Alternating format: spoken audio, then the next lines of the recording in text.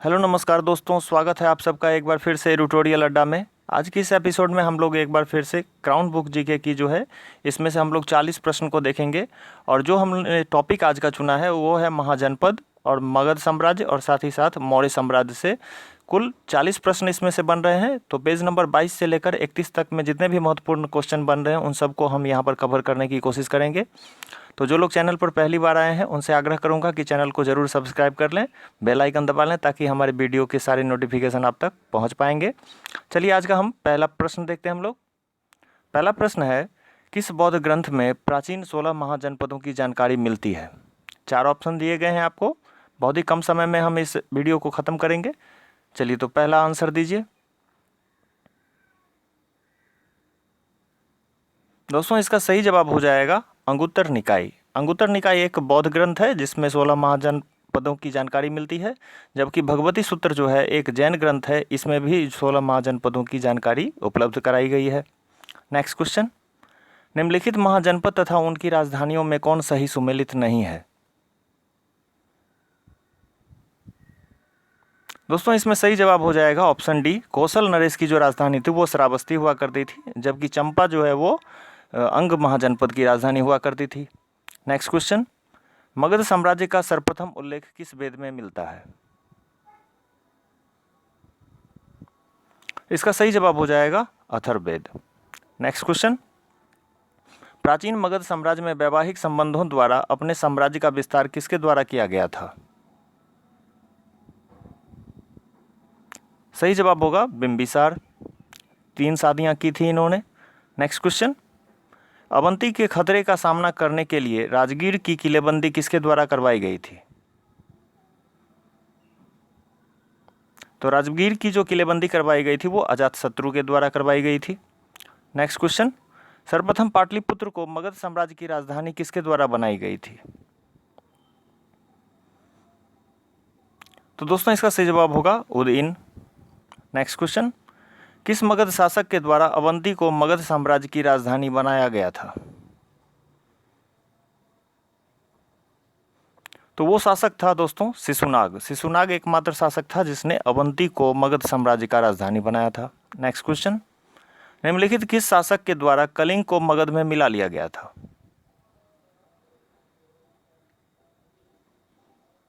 यहां सही जवाब हो जाएगा महापद्मनंद। नेक्स्ट क्वेश्चन, 326 ईस्वी पूर्व सिकंदर ने किस दर्रा को पार करके भारत पर आक्रमण किया था? दोस्तों इसका सही जवाब होगा खैबर दर्रा। नेक्स्ट क्वेश्चन, सिकंदर और पोरस के बीच हाइडेस्पीज का जो युद्ध हुआ था वो किस नदी के तट पर हुआ था? यहां सही जवाब हो जाएगा ऑप्शन बी झेलम नदी। नेक्स्ट क्वेश्चन, सिकंदर भारत में कितने समय तक रुका था? दोस्तों इसका सही जवाब होगा ऑप्शन सी 19 महीने। नेक्स्ट क्वेश्चन, सिकंदर ने अपने किस सेनापति के नेतृत्व में सिंधु नदी के मुहाने से फरात नदी के मुहाने तक समुद्र तट का पता लगाने के लिए भेजा था? तो उसका जो निर्याकस था वो निर्याकस एक जल सेनापति हुआ करता था, तो इसी के नेतृत्व में वो सिंधु नदी के मुहाने से फरात नदी के मुहाने तक वो समुद्र तट का पता लगाने गया था। नेक्स्ट क्वेश्चन, कौटिल्य की रचना अर्थशास्त्र कितने अधिकरणों में विभाजित है? यहां सही जवाब हो जाएगा 15। नेक्स्ट क्वेश्चन, निम्नलिखित किस पुस्तक में नंद वंश के पतन तथा मौर्य वंश के उत्थान के बारे में जानकारी मिलती है? यहां सही जवाब होगा मुद्रा राक्षस। नेक्स्ट क्वेश्चन, अशोक के जिस शिलालेख को जेम्स प्रिंसेप ने पढ़ने में सफलता पाई थी वह किस लिपि में लिखी गई थी? सही जवाब होगा ब्राह्मी लिपि। नेक्स्ट क्वेश्चन, अशोक के निम्नलिखित शिलालेख तथा उनके विषयों में कौन सही सुमेलित नहीं है?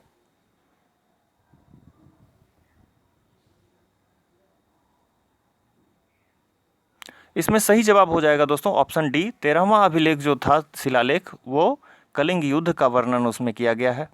नेक्स्ट क्वेश्चन, मौर्य वंश की उत्पत्ति का कौन सा स्रोत चंद्रगुप्त मौर्य को शूद्र बताता है? दोस्तों इसमें सही जवाब होगा ब्राह्मण परंपरा, और मुद्रा राक्षस में भी उसको शूद्र कहा गया है। नेक्स्ट क्वेश्चन, सेल्यूकस निकेटर का दूत मेगास्थनीज कितने वर्षों तक चंद्रगुप्त मौर्य के दरबार में रहा था? सही आंसर होगा 7 वर्ष।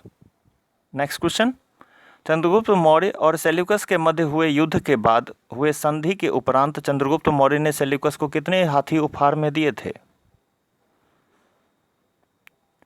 तो सही जवाब हो जाएगा दोस्तों 500 हाथी उपहार में दिए थे। नेक्स्ट, मेगास्थनीज के अनुसार तत्कालीन भारतीय समाज कितने वर्गों में विभाजित था? सही जवाब होगा 7 वर्गों में विभाजित था, और वो 7 वर्ग थे कृषक, शिकारी, मंत्री, दार्शनिक, निरीक्षक, व्यापारी और योद्धा। नेक्स्ट क्वेश्चन, मेगास्थनीज ने पाटलिपुत्र के प्रशासन संबंधित कितने समितियों का उल्लेख किया है? सही जवाब होगा 6 समिति, और हर एक समिति में 5 सदस्य हुआ करते थे। नेक्स्ट क्वेश्चन, भारत का मैकियावेली के रूप में किसे जाना जाता है? सही जवाब होगा option A Chanakya. Next question, Chanakya के अनुसार युद्ध में किसकी आवश्यकता नहीं है? सही जवाब होगा ऑप्शन सी नैतिकता की कोई आवश्यकता नहीं है। नेक्स्ट क्वेश्चन, निम्न में से कौन सा शासक अमित्रघात के नाम से प्रसिद्ध था? इसका सही जवाब हो जाएगा बिंदुसार। नेक्स्ट क्वेश्चन, निम्न में से कौन मेगास्थनीज का उत्तराधिकारी माना जाता है?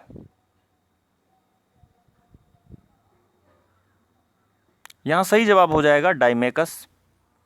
नेक्स्ट क्वेश्चन, शासक बनने से ठीक पहले अशोक किस प्रांत का गवर्नर था?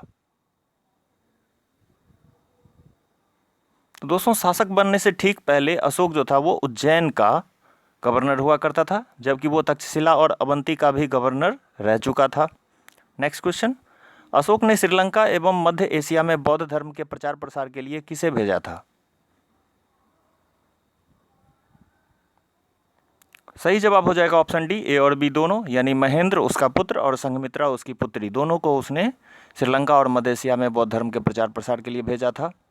नेक्स्ट क्वेश्चन, सप्तांग सिद्धांत की चर्चा किस पुस्तक में मिलती है? दोस्तों इसका सही जवाब हो जाएगा ऑप्शन बी अर्थशास्त्र।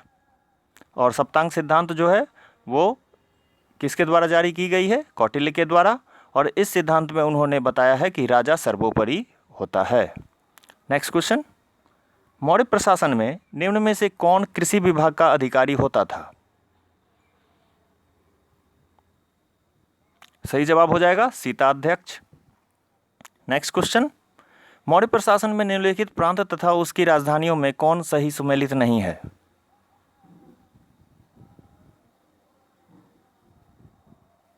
इसमें सही जवाब हो जाएगा ऑप्शन डी, कलिंग की राजधानी तोसली हुआ करती थी, जबकि उज्जैन जो थी वो अवंती की राजधानी हुआ करती थी।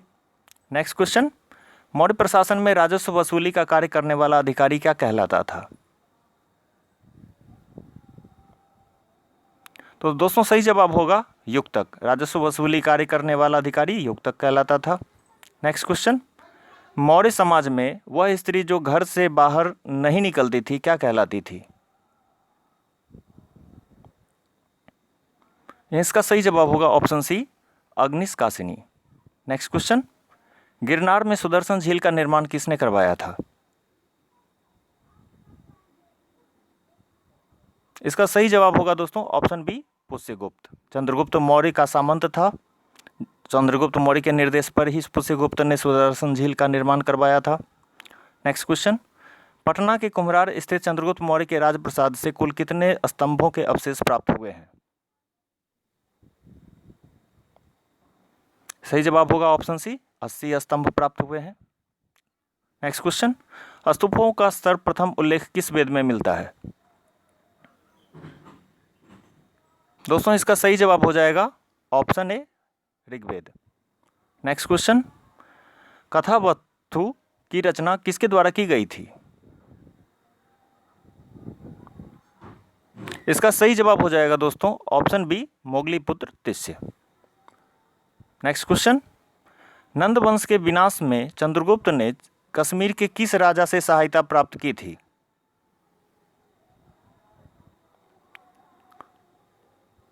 यहां सही जवाब हो जाएगा ऑप्शन ए, प्रवर्तक।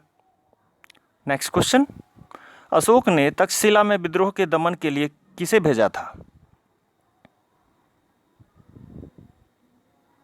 तो उसका पुत्र था कुणाल, जिसे उन्होंने तक्षशिला में विद्रोह के दमन को रोकने के लिए भेजा था।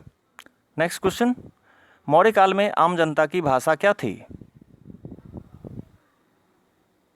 इसका सही जवाब होगा पाली। अंतिम क्वेश्चन हम लोग देखेंगे, मौर्य वंश का राजकीय चिन्ह क्या था? इसका सही जवाब होगा दोस्तों ऑप्शन डी, मयूर। तो दोस्तों यहाँ पर ये हमारा एपिसोड समाप्त होता है। उम्मीद करते हैं कि आपको ये एपिसोड काफ़ी अच्छा लगा होगा। तो ज़रूर अपने कमेंट करके अपने स्कोर हमें बताएं। और नेक्स्ट एपिसोड जो हमारा आएगा वो बुधवार 29/7/2020 को आएगा, शाम के 6 बजे। और इसमें हम लोग चर्चा करेंगे मौर्योत्तर काल, मध्य एशिया से भारत का संपर्क, गुप्त साम्राज्य और गुप्तोत्तर काल के बारे में। तो इसमें जितने भी इंपॉर्टेंट क्वेश्चन बनेंगे उन सारे क्वेश्चन को हम आपके समक्ष लाने की कोशिश करेंगे, जो पेज नंबर 32 से 40 के बीच में दिया गया है। तो चलिए, बहुत बहुत धन्यवाद आप लोगों का इस वीडियो को देखने के लिए। Take care.